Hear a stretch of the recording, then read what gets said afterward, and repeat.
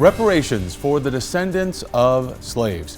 It's not an old topic. In fact, many Democrats running for president are actually making this topic front and center tonight. Yeah, that's right. It's, something that a lot of you are talking about. The issue has a long, controversial history. But what does it look like in 2020?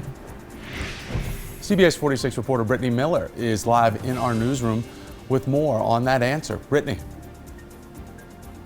That's right. At least one candidate saying that they'd like to create a task force. Others saying reparations could come in the form of better education or better housing. But the professor I spoke to tonight says it's likely that these candidates are using this topic of conversation to energize the Democratic Party, which does include a lot of African Americans.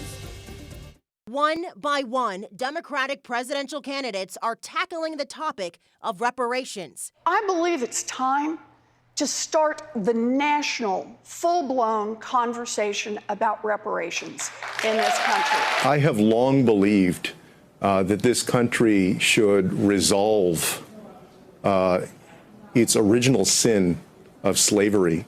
There is enormous disparity between the black community and the white community, and that issue has got to be addressed. It doesn't have to be a direct pay for each person, but what we can do is invest in those communities. Everybody did not start out on an equal footing in this country. And in particular, black people have not.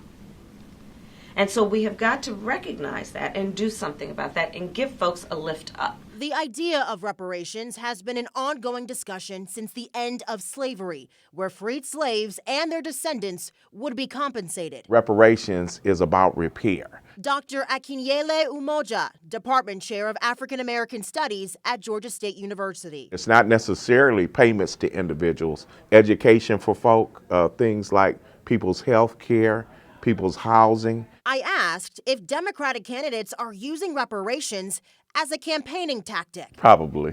I'm not going to lie. Probably is.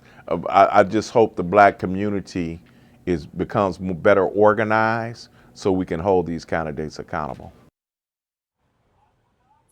And at this point, it is still early in the race, so we don't know if these plans are just broken promises. But keep in mind, the U.S. has paid reparations to other groups before, like survivors of the Japanese internment camps, Thomas. Meanwhile, Brittany, this is certainly not the first time the topic of reparations for African Americans has been put on the table, and we certainly heard from your piece tonight.